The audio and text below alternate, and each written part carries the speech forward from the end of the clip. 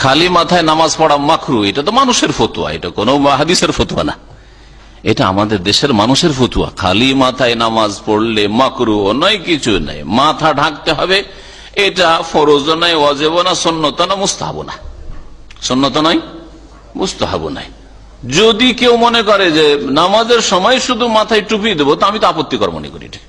হ্যাঁ, যেই লোক নামাজের আগেও টুপি পরে আর নামাজের ভিতরেও টুপি পরে, টুপিটা একটা হচ্ছে ইসলামের প্রতীক। আজকাল ভারত উপমহাদেশে টুপি থাকলে মুসলিম, হিন্দু, ইহুদি, নাসারা, হ্যাঁ, আর শিখ টুপি মাথায় দেয় না, তাই না? সুতরাং টুপিটা দেখলে বোঝা যায়।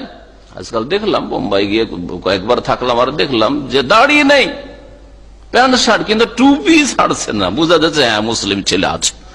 তো ভালো কথা, ভালো কথা, আমি মন্দ বলছি না, সেটা যে চেনা যাচ্ছে, তার মাধ্যমে কমপক্ষে চেনা যাচ্ছে। ওয়াজিবটা রাখছে না, এটা দিয়ে পরিচয় দেওয়া উচিত ছিল যে আমি মুসলিম।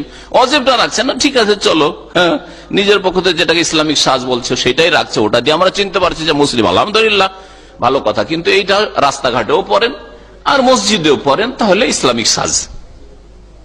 টুপি হচ্ছে ইসলামিক সাজ। আমি বলি, আমি একটা ওই কবিতার বই পড়েছি, টুপি হচ্ছে, এটা ছোট্ট ওয়ান ক্লাসের বই, ওতে লিখেছে টুপি হচ্ছে ইসলামিক সাজ।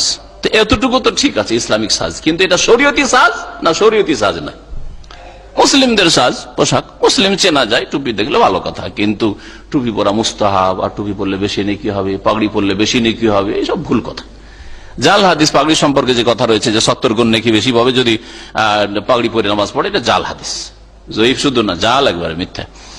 সুতরাং কোন অসুবিধা নেই, নবী সাল্লাল্লাহু আলাইহি ওয়াসাল্লাম যে মাথা ঢেকে নামাজ পড়েছেন এমন কথা নেই।